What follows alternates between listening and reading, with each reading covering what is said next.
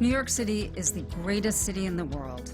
Culturally rich, ethnically diverse, it is a true melting pot where traditions and trends are created. People move here from all over the world to follow their dreams. From the tip of Staten Island to the top of the Bronx and everywhere in between, you will find entrepreneurs on every street corner. These are their New York stories. I am Bruce Barish. I am Sarah Barish. And we are the owners of Ernest Winzer Cleaners. Ernest Winzer Cleaners has been dry cleaning Broadway stage since 1908. And this is our New York story. Nice to meet you guys. Thank you very much for having us in. It's wonderful to meet you as well. Share us a little bit about your grandpa and how he came, because he bought this business. So my grandfather, Al Steinhorn, owned a big laundry in the 40s, and then in the 50s, people were starting to get home washers. So some of these bigger laundries were going out, and people were looking for, obviously, other things to do. Ernest Winzer, who owned this business, was looking to get out, but had probably 20-something employees at the time, and he had a partner for my grandfather who had been working for him, who was a production guy, and my grandfather really was the business side. Okay. So front of the house, back of the house kind of thing. Yeah, somehow somebody put them together. I'm not sure who put them together, but somehow they got put together. And then my father actually married into it. It was my mom's father. Oh, interesting. So my father came in like 1960 probably. Okay. They were married in 61 or 62, I think. And then I was born in 65, and really my father, because he worked so hard, was the only father that was never at the Little League games. So I didn't really want to play. I wanted to be with my dad. So I've been working here since I was 7. Yeah, doing Since whatever. You were 7 years old. Yeah. And your grandpa, you had shared, had to retire early, had to retire in 72 because he was really losing his sight. He had some sort of degenerative thing. So he retired in 72. So I never really got to work with him. And he also unfortunately passed away when I was 15. So I know on his deathbed he knew that I had the passion for it, but obviously he never really got to see it. So what does one do at 7 years old? I mean, one of the first memories of costumes I have here is the banana splits, if you remember the banana splits. I love the banana splits. Right, so we do a lot of mascots even to this day. I love those bananas. But they would get wheeled in here in these huge boxes. So funny. Yeah, Blue's Clues was cleaned in New York, cleaned by us when my son was very young, and he loved that show to death. And they had this red thinking chair, and they called us up one day and they asked us to actually pick up the chair and clean it. So we set it up in the back over here, knowing that my son was coming, and he came up the ramp, and like his whole face lit up. Like He when knew saw right it, away. Yeah, he thought it was the coolest thing in the world, which is kind of the way I was, back then. So yeah, I mean, I did whatever odds and ends they needed. I hung up clothes. One of the things that we used to do, which I don't think a lot of cleaners do anymore, but pan hangers used to come as a wire hanger and a separate cardboard strip. Oh, yeah. So you had to kind of put it on, Yeah. and there was racks of them that you would make them. So that was one of the first jobs. Made the hangers. Yeah. I was the official hanger maker. Nice. It's a neat thing being in a family business, but it's not. Well, and so, Sarah, how did you come to the family business? Married into it. But was it something that, I don't know, that you guys talked about, or it was that It just kind of fell into it. so there was like something specific that needed to get done? Sarah was actually a realtor when I met her, Oh, which okay. is how we met. Right. Did you sell him a house? I wouldn't let him buy it. She sold me her. I sold him it. That's so funny. Yeah. Oh my goodness. Okay. So you guys So- dated how long? How long did we date before Yeah, we got before you married? got married. About a year and a half. Okay. And then, so you had, purview into the business. Right, You right. came probably different times to see it, or no? It Oh wasn't yeah. until you were Oh married. yeah. It was incredible to come here and see all the different costumes and who was wearing them, and you get a lot of famous people here who you would just be like, oh my God, I can't believe that I'm touching it or feeling it, or And so they're it's- grand Yeah. and majestic and beautiful. And It's second nature to me. First of all, this place is 15,000 square feet, which is big for a dry cleaner. it's huge. Now, there are other dry cleaners that are large. There are definitely dry cleaners that are even larger than us. Oh, this is massive. This is a massive operation. Yeah. And I But love most people think of dry cleaners, they think of the local dry cleaner, which Right. is obviously the bulk of dry cleaners. But I never went to a dry cleaner as a kid, so I mean, I thought every dry cleaner was like Was this. this? Yeah, I had no idea. Right, why would you think differently? Right. But even, and we are here today on a Thursday, and so in other words, costumes have been sent out. Right. The day Being Sarah delivered- was saying- delivered being right now. delivered right now.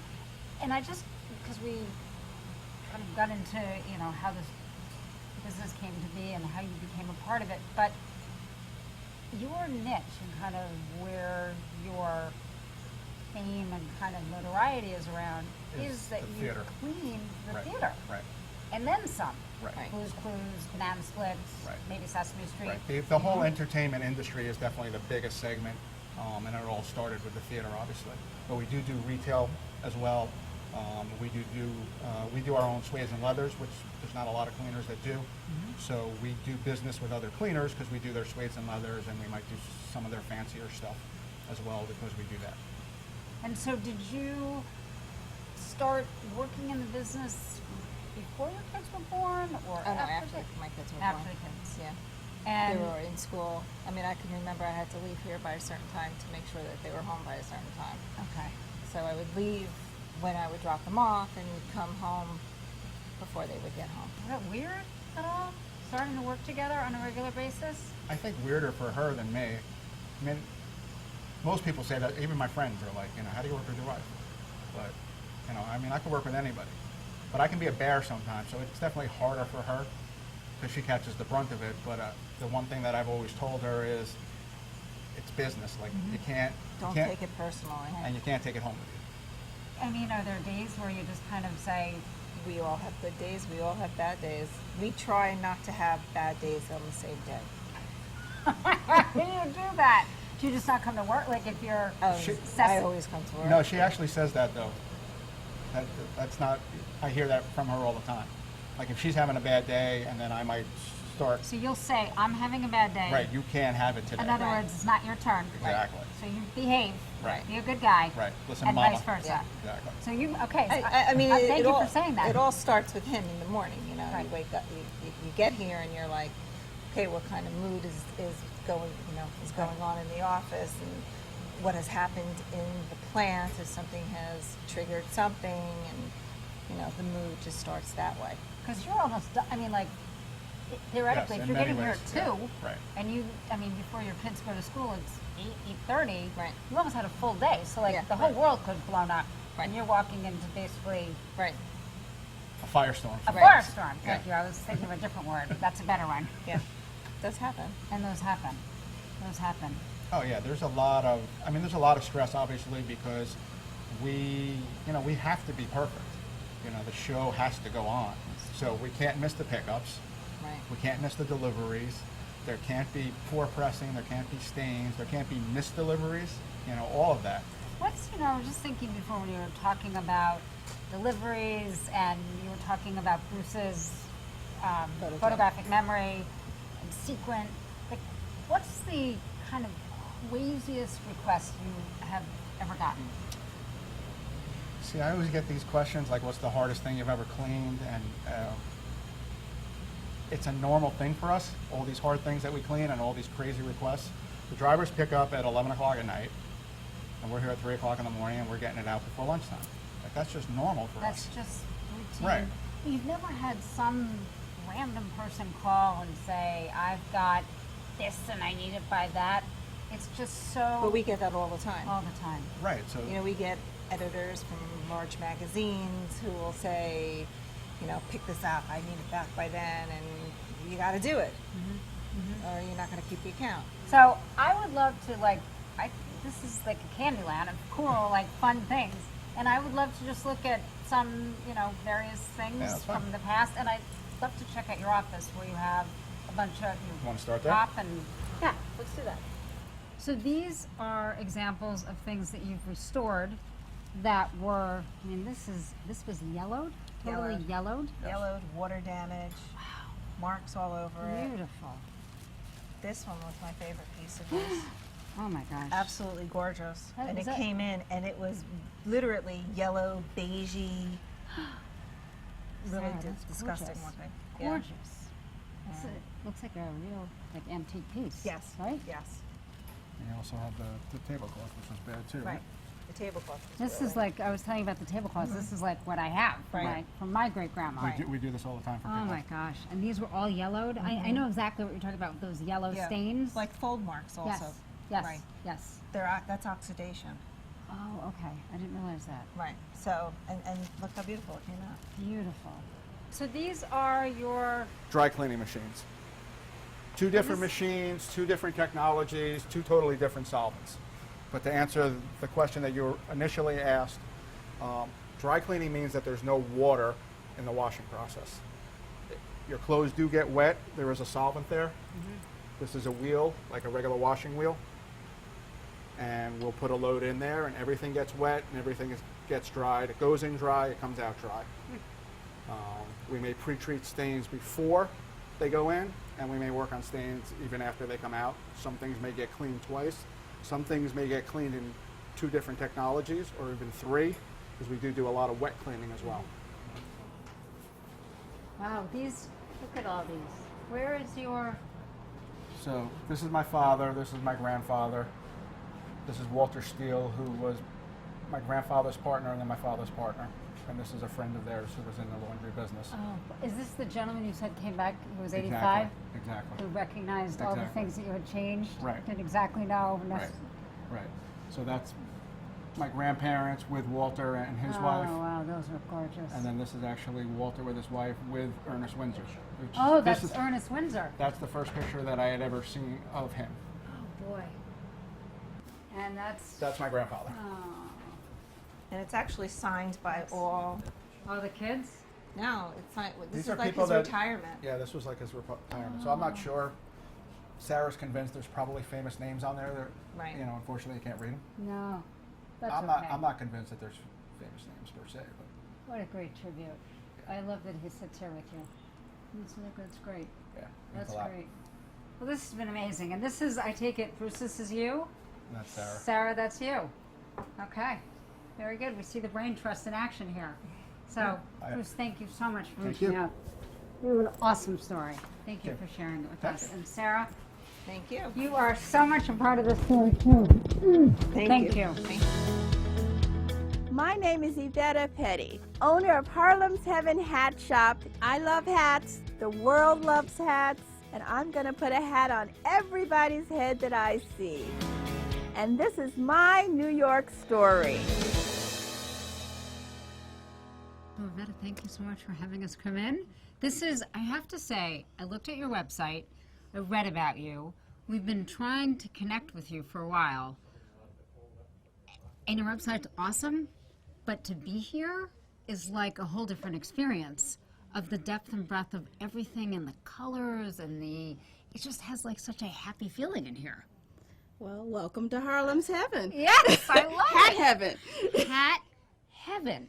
I feel like there's a story behind all of these designs because, I mean, each one of them you were handcrafting, and yet they are all, I mean, they have like a symmetry about them, but they all feel so individual and unique. And so, I mean, we've been watching customers come in. It's been wonderful to see, you know, how people gravitate towards different things. Well, you know, we have all sorts of customers and, you know, women who love hats and men who love hats. They're serious about their hats. I can tell. And it's a true reflection of your personality, how you feel, and a hat wearer has a great sense of style. Absolutely, yes. I would, you know, from top to bottom. Yes. From top to bottom. And you knew that you didn't know what in fashion, but you knew that Well, I worked behind the scenes in fashion. I didn't set out to be a designer at all. I was did interested you- in the industry, so I was an assistant buyer in the beginning, working and putting together mail order catalogs, and I worked for Brilane and, you know, just behind the scenes. Okay. And the hat, that was a hobby. Making hats on the side for fun. So tell me about the hobby. Well, I used to make these cute little hats, and I'd wear them to, luncheons and parties, and everybody would be, "Where'd you get this hat?" I'm like, "Oh, I'll make you one." And my aunt took a few of them, put them in her shop. They sold immediately. Now let's, because this is a nice little historical data point. We're talking about the Soho Emporium. Years ago, in the 80s, down in Soho, there was the Soho Emporium, which was kind of like a mini mall, all these tiny little boutiques. So we had one. I used to sell vintage jewelry, vintage hats, and then I started adding in some of my own little hats, and they sold really well. So that was my beginning. Seriously, like, just for a minute, like, step back, and, like, the first time you sold a hat, like, was it, I don't know, shocking, thrilling? Well, it felt really good when people liked them, and they actually started buying them. I was like, and then she would be like, "Make more, make more." And so they were selling like that. They were selling, and I was doing like military hats that were decorated with all these medals and rhinestones and just fun stuff. And when you're in Soho, you never know who's going to walk through. True. And I remember these guys from a group called Cameo, Larry Blackman, they came in one day and they go, "We need some hats for our next video." And so all that kind of fun stuff started happening. And so how long did you continue both having a quote-unquote corporate job and then Well, I quit Pretty the young. corporate job pretty quickly.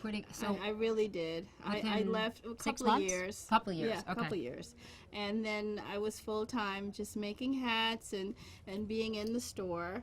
And after being in Soho for 4 years, we really needed more space because it was a very tiny little space. So wait, where were you making everything? In your house? Yes, at home.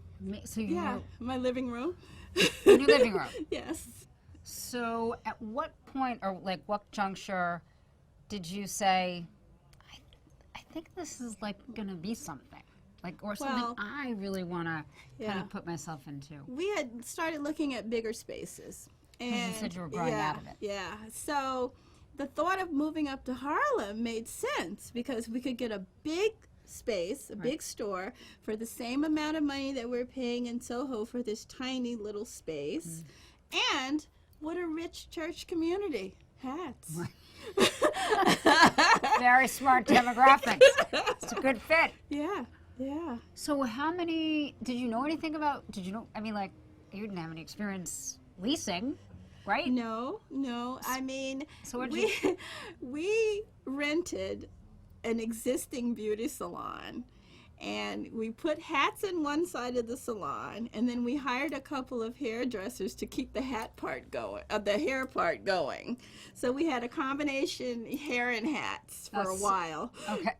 Was that the That place was across the street? Okay. And it was interesting because that had been a legendary salon for many, many years. It was owned by a woman named Rose Morgan, who was married to the boxer Joe Louis. Oh, so wow. she had a huge history of a female entrepreneur in Harlem, and she was one of the well-known ones for many years. And that was her last existing location. So, like, the location itself was famous.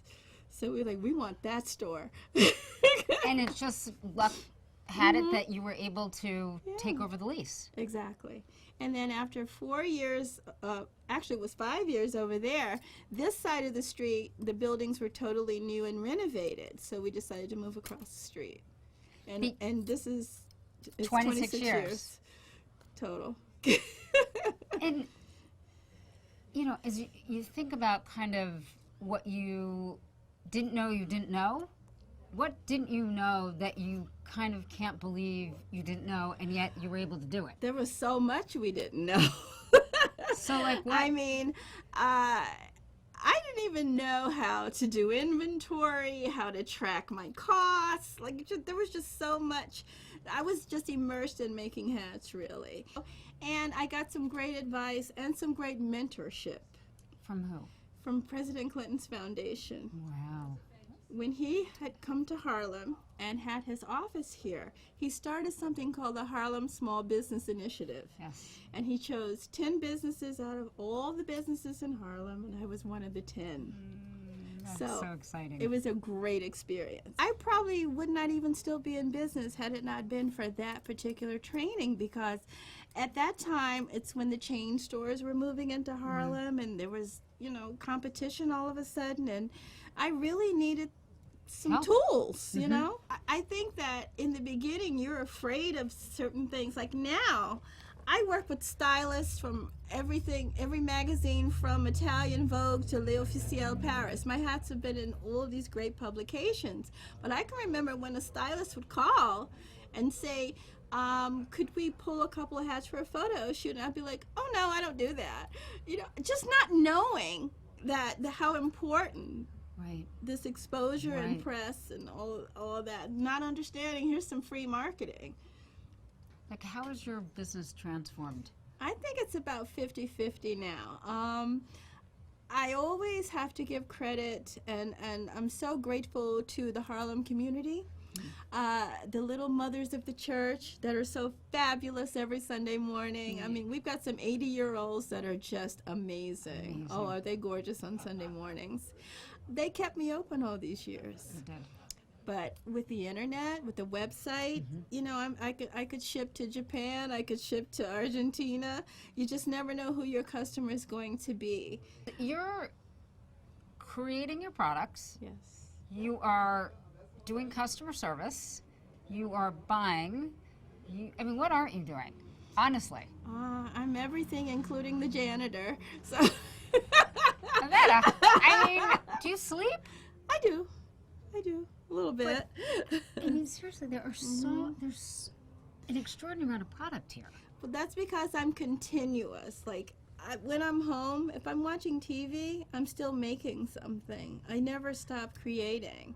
Like, I make hat pins, and I think my record is I made 100 pins in one weekend. And just watching old movies and making hat pins, I'm continuous. And I enjoy the fantasy pieces more than just the regular pieces. The fantasy pieces being like The fascinators. fascinators, my sushi-themed hats. Yes. My Black Angel hat. Yes. So Yeah. they're works of art, really. I mean, It's wearable art. it's wearable. Definitely. And are you doing more of that? Like you're being covered a lot.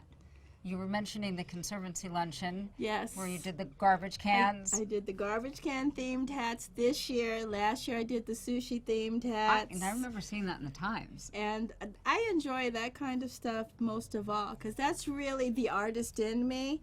And I've actually had my pieces on exhibit at the Museum of Arts and Design in Columbus Yes, Circle. I love that museum.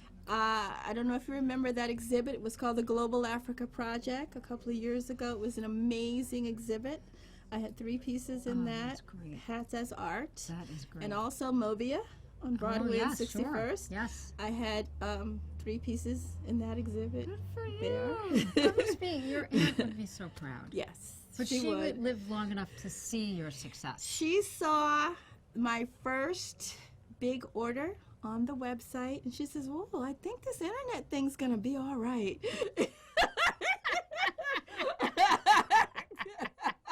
She said, "Oh, that internet thing, yeah, that's gonna be good." That could work.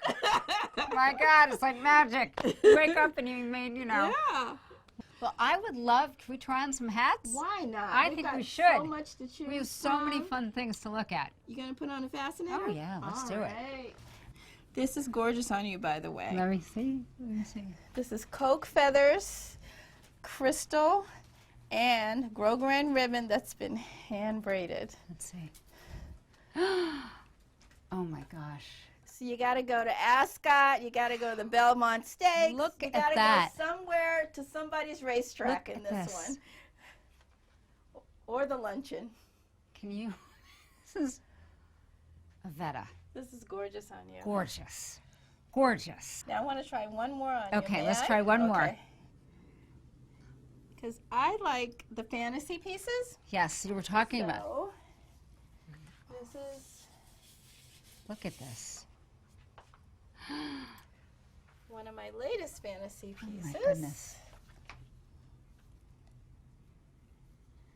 Which is on a band again, so it's easy to wear. Yeah, it's so comfortable. It is so Make it comfortable. So perhaps and you it's might so want light. to see. But we have little silk butterflies on a straw base, and it's just fun. This is so fun.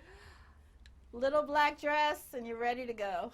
Avetta, this is crazy cool. And comfortable. It is, but it's so beautiful.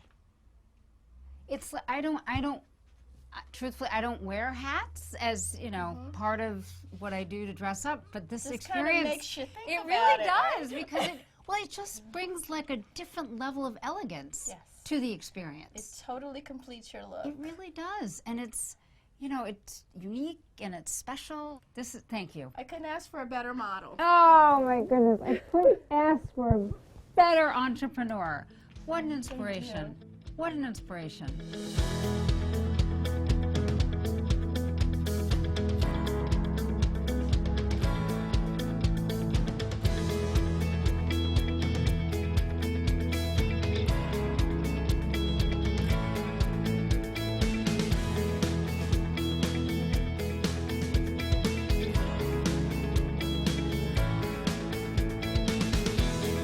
Get more Crains in print and online with Crain's New York Business, our flagship title, and Crain's 5 Boroughs, a new lifestyle magazine and website covering the 5 boroughs of New York City.